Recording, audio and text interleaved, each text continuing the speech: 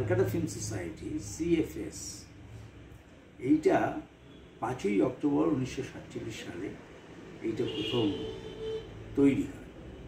তৈরি করেছিলেন সত্যজিৎ রায়, চিদানন্দ দাশগুপ্ত, হিরণ সান্যাল, তৎকালীন সময়কার কমল কুমার মজুমদার, তৎকালীন সময়কার যারা কি বার্ডিং ইন্টেলেকচুয়ালস বলা যায়, তারা এটাকে তৈরি করেছিলেন। তারা প্রত্যেকেই তখন ইয়ং অফকোর্স, কিন্তু তাদের ভিশনটা একটা বড় ভিশন ছিল এবং তারা প্রত্যেকেই ফিল্ম নিয়ে চর্চা করতেন। তো লন্ডনে 1925 সালে ফিল্ম সোসাইটি তৈরি হয়, লন্ডন ফিল্ম সোসাইটি। এমনকি 20 সাল নাগাদ ফ্রান্সেও, প্যারিসেও একটা ফিল্ম সোসাইটি ছিল। তো সেইটার আদলেই তারা এইটা তৈরি করেছিলেন, যাতে ফিল্ম সম্পর্কে আলোচনা, ভালো ফিল্ম তার ক্যারেক্টারিস্টিক্সগুলো কী কী সেইগুলোকে সাধারণ মানুষের কাছে পৌঁছে দেওয়া, বিশেষ করে সদস্যদের কাছে পৌঁছে দেওয়া। তখন তো ফিল্ম এরকম অ্যাভেলেবল ছিল না, ভালো ভালো ফিল্ম এনে দেখানোর সদস্যদের কাছে।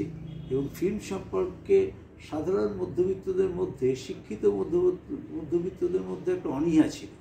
সেই অনীহাটাকে কিছু করে কাটানো যায় এবং মানুষের মধ্যে আগে ফিল্ম সম্পর্কে চেতনা জাগ্রত করা যায়। এমনকি সভ্য যারা, তারা যদি কখনো ফিল্ম তৈরি করতে চান তাহলে কিভাবে তারা করবেন সে সম্পর্কেও কিছু কিছু জিজ্ঞাসার উত্তর এই ফিল্ম সোসাইটির মুভমেন্টের থেকে যাতে পাওয়া যায় সেসব মনে করি এই ফিল্ম সোসাইটি তারা তৈরি করেছিলেন। এই 1947 সালে ফিল্ম সোসাইটি তৈরি করার পরে এই ধরনের কার্যকলাপ চলতে থাকে এবং 1952 সাল পর্যন্ত এই কার্যকলাপ মোটামুটি আর কি নিরবিচ্ছিন্নভাবে চলে। ঠিক এই সময়টাতেই এর যে মূল হোতা ছিলেন সত্যজিৎ রায়, তিনি তখন পথের পাঁচালী তৈরি করার কাজে ব্যস্ত হয়ে পড়েন। এবং এইটার পরে দেখা যায় যে অন্যান্য সদস্য যারা, তারাও খুব একটা আর কি তাদের নিজস্ব কাজকর্মে তারা ব্যাপৃত হয়ে পড়েন। এর ফলে ফিল্ম সোসাইটির কার্যক্রম কিছুটা ব্যাহত হয় এবং বলা যেতে পারে ফিল্ম সোসাইটি বিকেম ইনঅ্যাক্টিভ। এরপরে কি হলো, সত্যজিৎবাবু 1955 সালে তৈরি করলেন পথের পাঁচালী।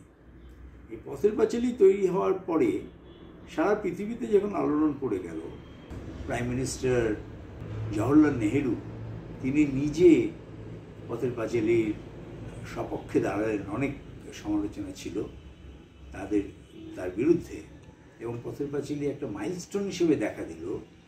তখন এই ফিল্ম সোসাইটির সাথে যারা জড়িত ছিলেন তারাও একটা আর কি নিজেদের হাতে একটা অস্ত্র পেলেন, যে ফিল্ম সোসাইটির মুভমেন্টের মধ্য থেকে কী করে ভালো সিনেমা তৈরি করা যায়। এবং এই যে 1955 সাল নাগাদ যে ঘটনাটা ঘটলো, সেইটাই আমার মনে হয় একটা নতুন ধরনের প্রেরণা দিল ফিল্ম সোসাইটির ক্ষেত্রে। এবং এইটা একটা ফিল্ম সোসাইটিকে আবার একটা আর কি বেঁচে থাকবার একটা জোগালো, এনার্জি জোগালো। এবং তারপর থেকে ফিল্ম সোসাইটি যতদিন পর্যন্ত ক্যালকাটা ফিল্ম সোসাইটি এক্সিস্ট করেছে খুব ভালোভাবে, ততদিন পর্যন্ত এটার পিছনে ফিরে থাকতে হয়নি। ফিল্ম সোসাইটি তার যে ফাংশন, প্রথমে তো film society, Calcutta film society 1959 সালে এদেরই উদ্যোগে ফেডারেশন অফ ফিল্ম সোসাইটিস তৈরি হলো। বম্বে, রুরকি, মাদ্রাস, কেরালা, এরকম কয়েকটি জায়গার যে ফিল্ম সোসাইটিগুলো ছিল সেইগুলোকে একত্র করে 6টা বোধহয় ছিল তখন, একটা ফিল্ম ফেডারেশন তৈরি হলো। এবং ফিল্ম ফেডারেশনও এই ক্যালকাটা ফিল্ম সোসাইটি যারা কর্ণধার তারাই তাকে নেতৃত্ব দিতে থাকলেন এবং সারা ভারতবর্ষে ফিল্ম সোসাইটি আন্দোলন তৈরি হলো। এবং এইটা আজকের যুগে আমরা ততটা বুঝতে পারবো না, কারণ ফিল্ম ইজ অ্যাভেলেবল, কিন্তু একসময় তো ফিল্ম এভাবে অ্যাভেলেবল ছিল না। আমরাও যখন কি আমাদের ইয়ং বয়সে আমরা দেখেছি ভালো ফিল্ম দেখবার জন্য এই ফিল্ম সোসাইটি তাদের স্ক্রিনিংটাই ছিল মূল স্ক্রিনিং। আমরা সব দল বেঁধে সেই সব জায়গায় সরলা রায় মেমোরিয়াল হল এবং বিভিন্ন জায়গায় হতো, দল বেঁধে যেতাম। এবং এইটা ছিল ভালো ফিল্মকে অ্যাপ্রিসিয়েট করার একটা ফোরাম। বিভিন্ন ফিল্ম সোসাইটি তৈরি হতে থাকলো এবং ফিল্ম সোসাইটির মেম্বারশিপ বাড়তে থাকলো। যেখানে এক সময় ছিল 30, 40, 50 জন, সেটা প্রায় 60,000 ফিল্ম সোসাইটির মেম্বার পরবর্তীকালে হয়ে যায়। তো এইটা একটা ফিল্ম সোসাইটির একটা স্বর্ণযুগ বলা যেতে পারে। এবং আমার মনে হয় যে ইয়ং যে সমস্ত ছেলেমেয়েরা, তারা এই ফিল্ম সোসাইটি আন্দোলনের এই যে উত্থান, এই উত্থান আর কি তাদের সমগ্রভাবে এটা সম্পর্কে ধারণা করা উচিত। কারণ এখনকার মতন সেই পরিস্থিতি ছিল না। এবং আজকে ফিল্ম সোসাইটিগুলো ঠিক আগেকার মতনই অনেকটা ধুঁকছে। কারণ ফিল্মের যে তৎকালীন সময়কার যে আর কি ব্যাপারটা ছিল, যে ফিল্ম সোসাইটিগুলোই ফিল্মগুলোকে জোগাড় করে এবং সেগুলোকে স্ক্রিনিংয়ের বন্দোবস্ত করে এবং সেগুলো অনেক কাঠখড় পুড়িয়ে সেগুলোকে সাধারণ মানুষের কাছে হাজির করা যায়। এখন আর সেগুলো দরকার হচ্ছে না। হ্যাঁ, কাজে কিন্তু কি আন্দোলনের মধ্য দিয়ে ভালো ফিল্ম অ্যাপ্রিসিয়েট করার যে সিচুয়েশন, সেইটা আসলো, সেইটা আমাদের মনে হয় ছেলেমেয়েদের জানা উচিত, এখনকার ইয়ং ছেলেমেয়েদের জানা উচিত। কারণ এবং তার মধ্য থেকে হয়তো অন্য কোনো মুভমেন্ট পরবর্তীকালে তারাও তৈরি করতে পারে। যেটা একটা আমরা তো দেখেছি কোভিডের পরে কত ধরনের ওটিটি প্ল্যাটফর্ম, বিভিন্ন ধরনের প্ল্যাটফর্ম তৈরি হয়েছে। এমন কোনো ইনোভেটিভ প্ল্যাটফর্ম তারা তৈরি করতে পারে কি না, যেটা তৎকালীন যে ফিল্ম সোসাইটি মুভমেন্টের যে অবজেক্টিভ ছিল, সেই ধরনের অবজেক্টিভ তাকে তারা সামনে রেখে কাজে এগোতে পারে।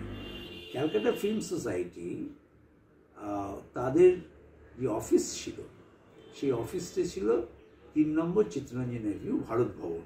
এখন কি হলো, এই অফিসটা ভাড়া নেওয়া ছিল LICর কাছ থেকে, life insurance corporation of India. তো প্রথম কথা হচ্ছে সদস্য সংখ্যা কম, বিভিন্ন কাজকর্ম চালাতে হচ্ছে এবং বেশিরভাগ সময় কাজকর্ম চালাতে গেলে আমাদের বিভিন্ন জায়গা থেকে ডোনেশন, তার উপরে নির্ভর করতে হতো। এবং কিছু কিছু ভালো মানুষ ছিলেন যারা আমাদের ডোনেটও করতেন। কিন্তু যেই ডোনেশন পেতাম বা যে ধরনের চাঁদা আমাদের সদস্যদের মধ্য থেকে উঠত, সেইটা যথেষ্ট ছিল না ফিল্ম সোসাইটির সেই সময়কার হঠাৎ LIC ভাড়া বাড়িয়ে দেওয়ার পক্ষে। এত বেশি ভাড়া বাড়িয়ে দিল যে আমরা সেটা দিয়ে উঠতে পারছিলাম না। এটা অনেক দিন থেকেই ভাড়া বাকি পড়ে যাচ্ছিল। তো তারপরে তারা আমাদের একটা বিশাল কয়েক লক্ষ টাকার একটা দিল যে হয় এই টাকাটা ফেরত দাও, আমাদের ভাড়া শোধ করো এবং প্রতি মাসে একটা বড় অ্যামাউন্ট তাদের ভাড়া দিতে হবে। তো আমরা LICর কাছে অ্যাপিল করলাম যে এটা একটা হেরিটেজ অর্গানাইজেশন, সত্যজিৎ রায় নিজের হাতে করে এটাকে তৈরি করেছেন, এই সংস্থাটাকে বাঁচানো দরকার এবং তোমরাও আমাদের ভারতবর্ষের একটা খুব ইম্পর্ট্যান্ট একটা অর্গানাইজেশন, তোমরা এই হেরিটেজ অর্গানাইজেশনকে একটা আলাদা মূল্য দাও এবং এই জায়গাটায় যতটা পারা যায় ছাড় দিয়ে এই সংগঠনকে চালাবার একটা বন্দোবস্ত করো। সেটা কিছু হলোই না। কিছুদিন বাদে তারা আমাদের এগেনস্টে মামলা করলো। যখন মামলা করলো, মামলা করা মানে আমাদের কোর্টে যেতে হচ্ছে।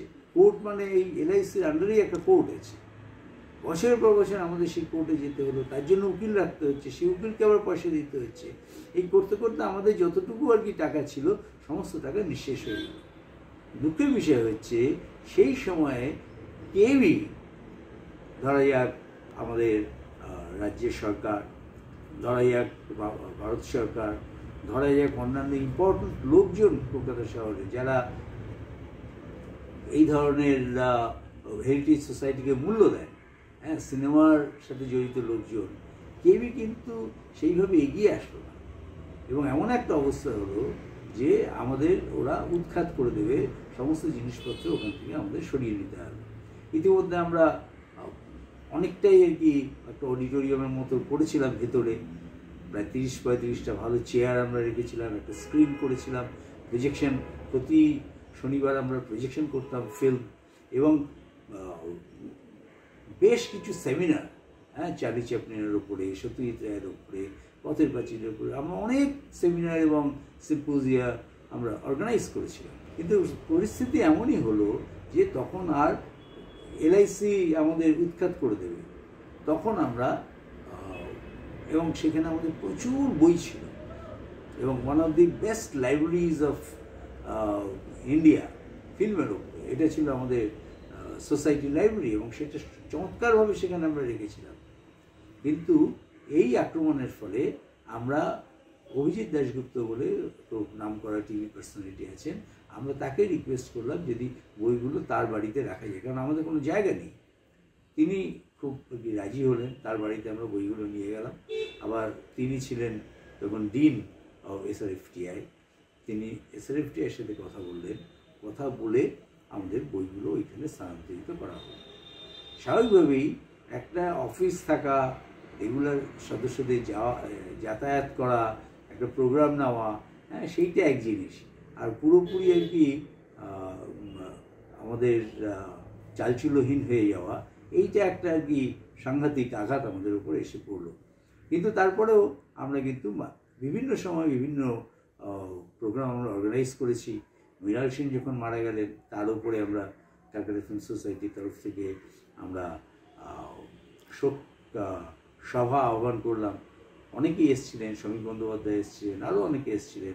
এরকম বিভিন্ন আর কি প্রোগ্রাম আমরা নিয়ে চলেছি। কিন্তু বলাই যায় যে আগেকার মতন ওই স্পিডে এবং ওই ধরনের আর কি জনসাধারণকে ইনভলভ করে আমরা করতে পারছি না। কিন্তু তার মধ্যেও আমরা চার্লি চ্যাপলিনের ওপরে এই বইটা বার করেছি। এতে চার্লি চ্যাপলিনের ওপরে আমাদের সদস্যদের লেখা এবং বিভিন্ন সময়ে চার্লি চ্যাপলিনের উপরে যারা যারা লিখেছেন তাদের নিয়ে একটা কালেকশন আমরা বার করেছি। এবং এই বইটা যখন রিলিজড হয় আমরা কলেজ স্ট্রিটে একটি অডিটোরিয়ামে আমরা সেখানে সভাও করেছিলাম এবং সেখানে গৌতম ঘোষ এসেছিলেন। Calcutta film society is not like any other film society, it is the most prestigious film society নিয়ে। এবং আজকে যেটা ফিল্ম ফেডারেশন সেইটা তৈরি করেছে এই ক্যালকাটা ফিল্ম সোসাইটির কর্ণধাররা। এই ক্যালকাটা ফিল্ম সোসাইটিকে একটু অন্য চোখে দেখতে হবে এবং ফিল্ম ফেডারেশন থেকে আরম্ভ করে সমস্ত ধরনের সংস্থা তাদের ক্যালকাটা ফিল্ম সোসাইটিকে সাহায্য করতে হবে যাতে তারা আবার আগেকার পর্যায়ে চলে আসতে পারে। ক্যালকাটা ফিল্ম সোসাইটির অনেক সুন্দর আর কি মেমোরিজ আমার আছে। আমরা ইনফ্যাক্ট সত্যজিতের উপরেই আমরা একটা বড় সভা আহ্বান করেছিলাম যেখানে পথের পাঁচালীদের বিশেষত্ব সেইটা নিয়ে আলোচনা হয়েছিল। শ্রমিক বন্দ্যোপাধ্যায় থেকে আরম্ভ করে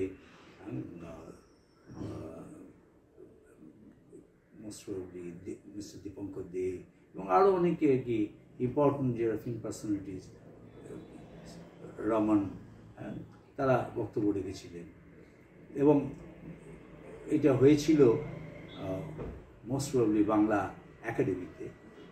অনেকগুলো বুলেটিন আমরা বার করেছি। সেই বুলেটিন বার করার যে আর কি আনন্দ এবং আর কি বিভিন্ন মানুষের সাথে ভাগ করে নেওয়া, সেই সব স্মৃতি তো অবশ্যই রয়েছে।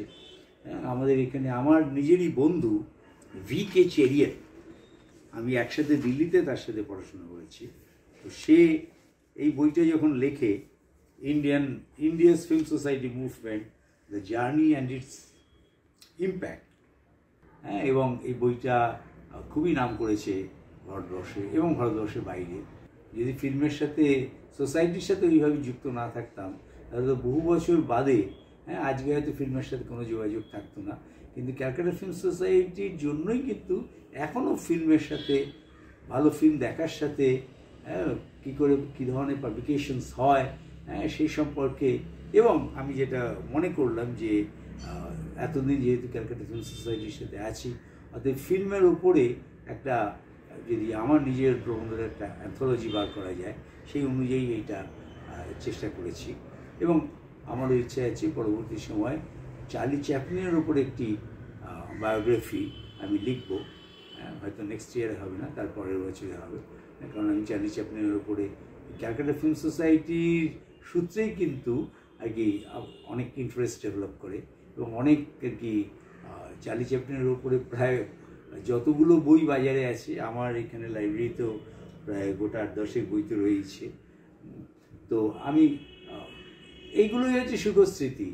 আর বেদনার স্মৃতি হচ্ছে যে ফিল্ম সোসাইটি যখন উঠে যাচ্ছে, এইভাবে আমাদের উৎখাত করে দেওয়া হচ্ছে, তখন কিন্তু যারা ফিল্ম আন্দোলন সম্পর্কে এত কথা বলেন, যারা হেরিটেজ সম্পর্কে এত কথা বলেন, ফিল্মের হেরিটেজ সম্পর্কে এত কথা বলেন, সত্যজিৎ রায় সম্পর্কে এত কথা বলেন, আমরা কিন্তু সবিস্ময়ে দেখলাম যে কাউকে আমরা সাথে পেলাম না।